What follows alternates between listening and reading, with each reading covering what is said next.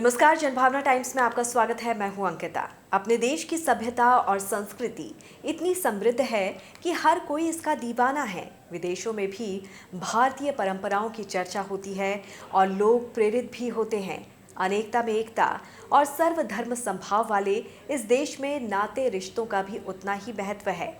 हर संबंध बहुत कायदे से निभाए जाते हैं। कई पर्व त्योहार रिश्तों में बांधने के लिए बनाए जाते हैं, चाहे वो पर्व रक्षाबंधन का हो, करवा चौथ हो, तीज हो या कोई और परंपरागत पर्व।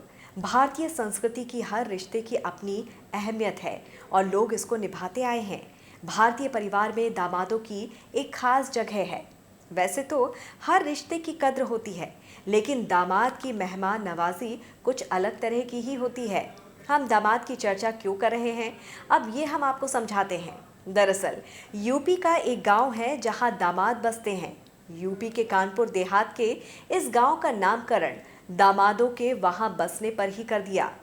गांव का नाम है दामादनपुरवा। परंपराओं पर कभी कभी समाज और सरकार भी मुहर लगा देती है। कानपुर देहात के इस दामादनपुरवा गांव में कुल 70 घर हैं, लेकिन इन 70 घरों में से 50 घर दामाद के हैं, यानी कि यहाँ दामाद बस गए हैं, जो पड़ोसी गांव सरियापुर के दामादों के हैं। एक एक कर यहाँ दामादों ने घर बनाए, तो आसपास के गांवों के लोगों ने इस आबादी का नाम ही दामादनपुरवा रख दिया। इसके बाद सरकारी दस्तावेज ने भी ये नाम स्वीकार कर इसे सरियापुर गांव का मजरा मान लिया है। गांव के बड़े बुजुर्ग बताते हैं कि 1970 में सरियापुर गांव की राज रानी का ब्याह जगमनपुर गांव के सावरे कोठारिया से हुआ था। सावरे ससुराल में रहने लगे, जगह कम पड़ी तो गांव के पास ऊसर में उन्हें जमीन दे दी गई।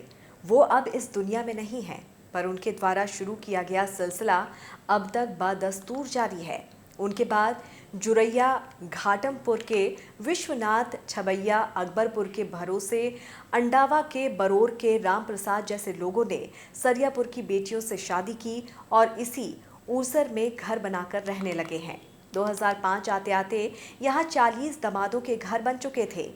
लोग इसे दामादनपुरवा कहने लगे, लेकिन सरकारी दस्तावेजों में इसे नाम नहीं मिला। 2 साल बाद गांव में स्कूल बना और उस पर दामादनपुरवा दर्ज हुआ। उधर परंपरा बढ़ती रही, गांव में दामाद बसते रहे। ये माजरा दामादनपुरवा नाम से दर्ज हुआ। अभी गांव के सबसे बुजुर्ग दामाद हैं, वो हैं 78 साल के राम प्रसाद, जो तकरीबन 45 साल पहले ससुराल आकर बसे थे। वहीं सबसे नए दामादों में गांव के अवधेश हैं, जो अब अपनी पत्नी के साथ यहीं पर बस चुके हैं। 1970 से शुरू हुआ ये सिलसिला यहाँ तक पहुँचा है कि अब तीसरी पीढ़ी में भी दामादों ने यहाँ पर बसना शुरू कर दिया है।